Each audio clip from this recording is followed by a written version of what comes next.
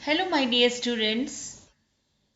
Second unit का आज मैं आपको 5वां लेक्चर सेंड कर रही हूँ। It is about Nelson Mandela. अगर हो सके तो रिवीजन के लिए सब पीछे वाला लेक्चर आप अगर दोबारा सुन लेना। लास्ट लेक्चर में हम थे ऑब्लिगेशन के बारे में। नेल्सन मंडेला जी बात कर रहे थे कि हमारे ऊपर एक राष्ट्र का ऑब्लिगेशन होता है और हमें चाहिए कि हमें ये ऑब्लिगेशन उतारना चाहिए। लेकिन साउथ अफ्रीका जैसे कंट्री में जन्म लेकर और हमारे जैसे ब्लैक कलर वाले फैमिली में जन्म लेना, ये बहुत ही कठिन चीज है कि हम ये ऑब्लिगेशंस को फुलफिल कर सके। वहां तक हमने पढ़ा था। आगे बढ़ते हैं। In South Africa a man of colour who attempted to live as human being was punished and isolated. देखो ये कितनी पेनफुल सिचुएशन है। नेल्सन मंडेला बोलते हैं कि साउथ अफ्रीका में मेरे जैसे ब्लैक कलर वाला आदमी वो ह्यूमन बीइंग की तरह जीने की कोशिश करे तो अटेम्प्ट करना यानी कोशिश करना, to try to live as a human being was punished and isolated. उसे पनिश किया जाता था और उसे आइसोलेट किया जाता था। आइसोलेट कर देना यानी अलग कर देना। In South Africa a man who tried to fulfill his duty to his people was inevitably ripped out from his family and his home and was forced to live a life apart, a twilight existence of secrecy and rebellion. आगे Nelson Mandela बोलते हैं कि in South Africa a man who tried to fulfill his duty to his people was inevitably का meaning side में आपको दिया गया है। उसका मतलब होता है अनएवॉइडेबली, विदाउट फेल जिसे हम बोलते हैं। Unavoidably ripped from his family. Rip from इसका मतलब है रिमूव फ्रॉम। ये आप लिख लेना आपकी बुक में। रिप फ्रॉम इसका मतलब है रिमूव फ्रॉम, दूर कर देना, फैमिली से दूर किया जाता था। And was force to live a life apart, a twilight existence of secrecy and rebellion. थोड़ी स्पेलिंग्स है, आप लिख लीजिए। Twilight it means declining. जो मॉर्निंग में जब लाइट अंधेरा चल रहा है, अंधेरा चले जा रहा है, सुबह हो रही है, उसका जो टाइम होता है उसे ट्वाइलाइट कहते हैं। आपको पता है, राइट? आपको 9th में भी ये वर्ड आ गया है। जो आदमी, जो पर्सन साउथ अफ्रीका में कोई अपनी ड्यूटी पूरी करने के लिए ट्राई करे तो पहले तो उसको रिप्ड फ्रॉम, उसके फैमिली में से अलग किया जाता था। And was force to live a life apart. Apart એટલે अलग, सबसे अलग लाइफ जीने के लिए उसे फोर्स किया जाता था। A twilight existence. Twilight existence, twilight का मतलब फिर से मैं आपको बोल दूं, ट्वाइलाइट का मतलब है डिक्लाइनिंग। जिसका डिक्लाइन हो रहा है उसका existence of secrecy. Secrecy it means, secrecy आपको पता है, सीक्रेट वर्ड तो आप पहचानते हो। Privacy, existence of privacy and rebellion. Rebellion it means क्रांतिकारी। तो जो भी पर्सन अपने आप अपनी ड्यूटी पूरी करना चाहता है उसको ये अलाउ नहीं किया जाता है, उसको फैमिली से दूर कर दिया जाता है, उसको एक सीक्रेसी की लाइफ जीनी पड़ती है, ट्वाइलाइट लाइफ जीनी पड़ती है, उसकी लाइफ डिक्लाइन हो जाती है और वो अपनी, इन शॉर्ट कोई भी आदमी अपनी ड्यूटी फुलफिल नहीं कर सकता था।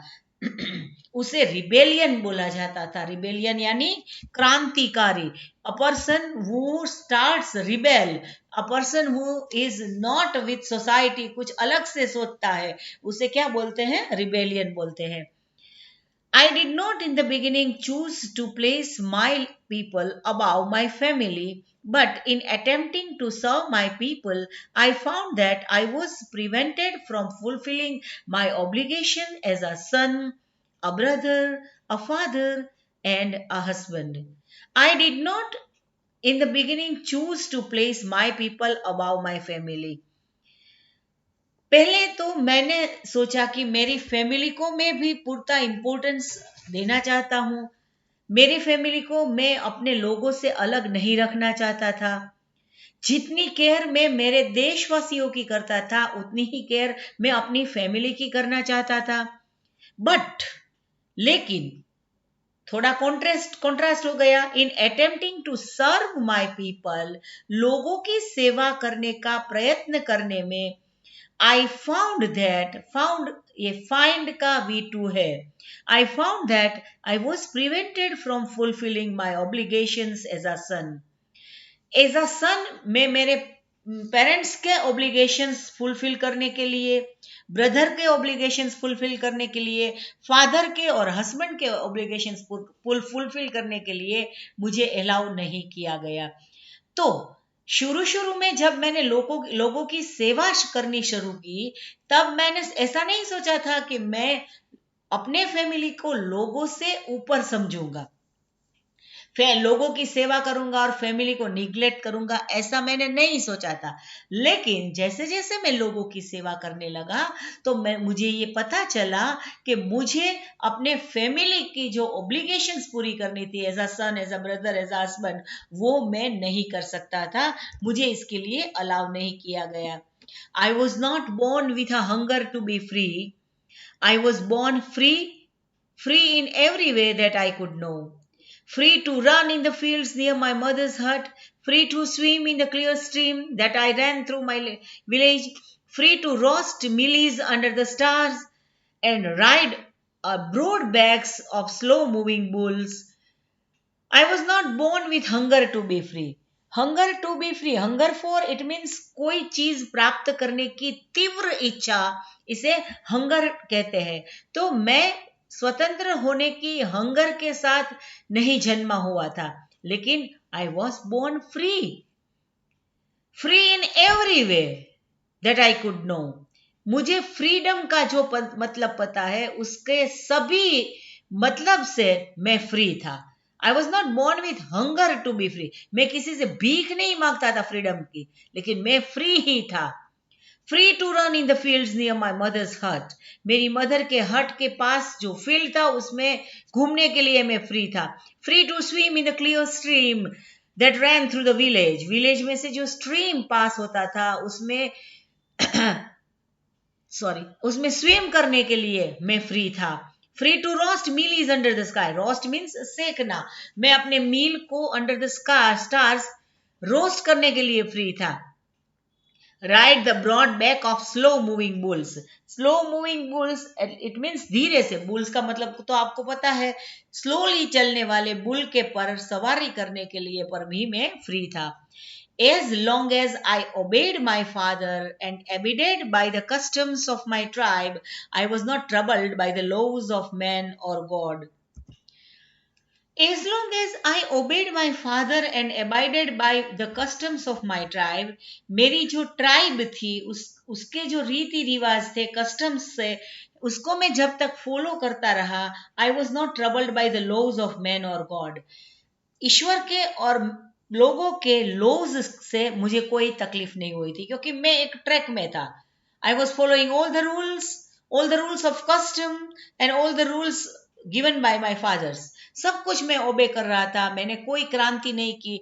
तब तक आई वॉज नॉट ट्रबल्ड, मुझे कोई तकलीफ नहीं हो रही थी। It was only when I began to learn that my boyhood freedom was an illusion. When I discovered as a young man that my freedom had already been taken from me, that I began to hunger for it.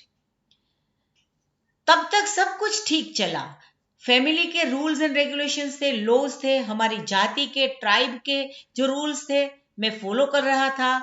मैंने कोई क्रांति की शुरुआत नहीं की, मुझे कुछ पता ही नहीं था, तब मुझे कोई तकलीफ नहीं हुई थी। लेकिन जब मुझे ये पता चला, when I began to learn that my boyhood it means मेरे बचपन का जो समय, माय बॉयहुड, चाइल्ड का चाइल्डहुड जैसे नाउन होता है, वैसे बॉय का बॉयहुड, इट मीन्स जब वो बॉय थे तब का समय, उसे क्या बोलते हैं, boyhood. My boyhood freedom was an illusion it means something that appears to be real but it is not, जिसे हम भ्रमणा कहते हैं। which appears to be real but actually it is not real. कोई भी चीज हमें रियल लगे लेकिन वास्तव में जो रियल ना हो, इसे हम क्या कहते हैं? इल्यूजन। तो मुझे पता चला कि मेरे बॉयहुड की, जिसे मैं फ्रीडम बोलता था कि मैं कहीं भी जा सकता हूँ, मैं अपने स्ट्रीम में स्विम कर सकता हूँ, मैं अपने फील्ड में दौड़ सकता हूँ, ये मेरा सिर्फ इल्यूजन था।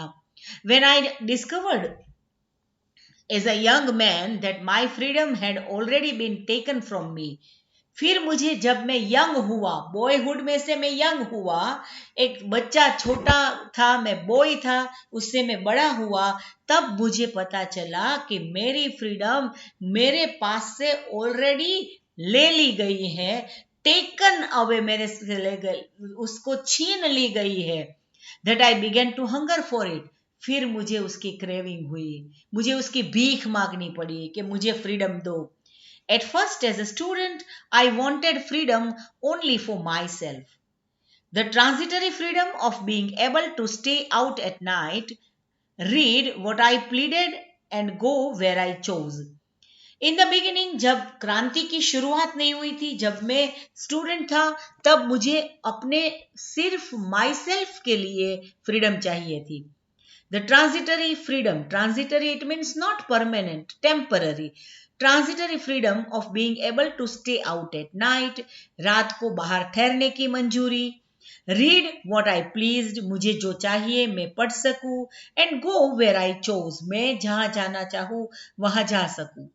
Later as a young man in Johannesburg, I yearned for the basic and honorable freedoms of achieving my potential, of earning my keep and marrying and having a family. The freedom not to be obstructed in a lawful life.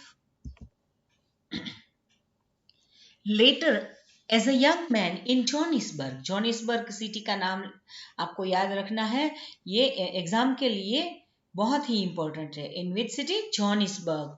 In Johannesburg, I yearn for the basic and honorable freedoms of achieving. Yearn for, ये आप अच्छे से याद लिख लेना, इसका मतलब है तीव्र इच्छा होनी, उत्कट इच्छा होनी। I yearn for the basic and honorable freedoms of achieving my potential. मेरी बेसिक मूलभूत ऑनरेबल जो फ्रीडम थी वो मुझे चाहिए, जैसे कि of earning my keep, of marrying, मेरी अर्निंग मेरे पास रखूं, किसी से शादी कर लूं, मेरी फैमिली रहूं, और मैं लॉफुल लाइफ पास करूं।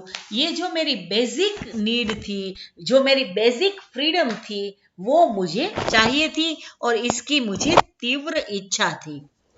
But then I slowly saw that not only was I not free, but my brothers and sisters were not free. लेकिन फिर मुझे पता चला कि मैं तो फ्री नहीं ही हूं, लेकिन मेरे brothers and sisters were also not free. I saw that it was not just my freedom that was curtailed, but the freedom of everyone who looked like I did. Curtailed, it means reduced, जिसे cut कर दिया गया। लेकिन मुझे पता चला कि मैं तो अपने फ्रीडम की बात कर रही हूँ, मुझे तो मेरी पसंद से शादी करनी है, मैं बाहर रहना चाहता हूँ, मैं जो कुछ भी पढ़ूँ वो मुझे पढ़ने की अनुमति चाहिए। ये सब जो मेरी फ्रीडम थी, मुझे ऐसा लग रहा था कि मैं फ्री नहीं थी। लेकिन लेटर और मुझे एहसास हुआ कि मैं तो फ्री नहीं ही था, लेकिन मेरे brothers and sisters were also not free. I so that it was not just my freedom, मेरे फ्रीडम की ही बात नहीं थी, दैट वॉज कर्टेल्ड, जिसे रिड्यूस की गई थी, but the freedom of everyone who looked like I did, जो मेरे जैसे दिख रहे थे, मतलब कि जो ब्लैक पीपल थे, कोई फ्री नहीं था। This is free, it means मुझे बहुत काम रहता है और मैं फ्री नहीं हूं, वो वाला फ्री नहीं, लेकिन कोई भी चीज करने की स्वतंत्रता न होना। फॉर एग्जाम्पल, आप डेमोक्रेसी में सांस ले रहे हो, अगर आपको चाहिए कि आपको स्कूल में पढ़ना है, मुझे ये सब्जेक्ट्स पढ़ने हैं, मुझे अभी मैथ्स नहीं करना है, मुझे साइंस करना है, आप फ्री हो, स्वतंत्र हो। तो यहां फ्रीडम का मतलब क्या होता है? जो चाहे वो करने की स्वतंत्रता। लेकिन ब्लैक पीपल कोई भी स्वतंत्र नहीं था, That is when I joined the African National Congress, and that is when the hunger for my own freedom became the greater hunger for the freedom of my people. देखो यहां से हम फिर से रिवाइज करते हैं। तो फिर मैंने लोगों की, मेरे जाति के लोगों की, ब्लैक पीपल की फ्रीडम के बारे में मैंने चिंता करनी शुरू करी। और इसीलिए उसने क्या ज्वाइन किया, अच्छे से याद रखना, I join the African national Congress. उसने क्या ज्वाइन किया, अफ्रीकन नेशनल कांग्रेस। उसने पॉलिटिक्स में अपने कदम रख दिए। एंड देन उसकी हंगर शुरू हुई, उसकी क्रेविंग शुरू हुई, किस चीज की, मेरी खुद की फ्रीडम की। और जैसे हम हमारे ऊपर अंग्रेजों का शासन था, ब्रिटिशर्स हमारे ऊपर शासन कर रहे थे, तब हमारे जो फ्रीडम फाइटर्स थे उसको भी हंगर थी कि हमारे देश में हमारा ही शासन चाहिए। तो इसीलिए इन लोगों ने फ्रीडम के लिए अपनी एक फाइट दे दी। उसी तरह नेल्सन मंडेला ने भी ब्लैक पीपल के ऊपर जो कोई भी जुल्म हो रहे थे उसके अपोज में उसने अपनी फाइट शुरू की और हंगर फॉर फ्रीडम उसकी शुरू हो गई, अपनी खुद की फ्रीडम और फ्रीडम उसके लोगों की। ये देखो नेल्सन मंडेला का बहुत ही फेमस फोटोग्राफ है। ये बहुत देखो कितनी उसके चेहरे पर इनोसेंस है, दृढ़ निश्चयता है, और एक ठान ली थी उसने कि मैं अपनी फ्रीडम लेके रहूंगा और मेरे जैसे ब्लैक लोगों की फ्रीडम भी मैं लेके ही रहूंगा। तो मैंने अपनी और माई पीपल की फ्रीडम की हंगर मैंने शुरू कर दी।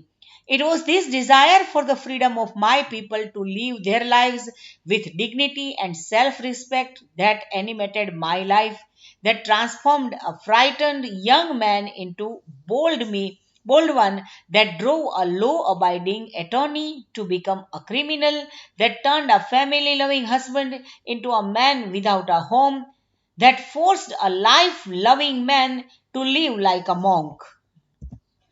तो यहाँ पे हमें अपना लेक्चर कंप्लीट करना पड़ेगा क्योंकि लंबा वीडियो हो जाएगा। तो नेक्स्ट वीक से हम it was the desire for the freedom यहां से हम शुरू करेंगे, and it will be the last lecture of this unit. So thank you very much for joining this video. Thank you friends, take very good care of your self, and good bye friends.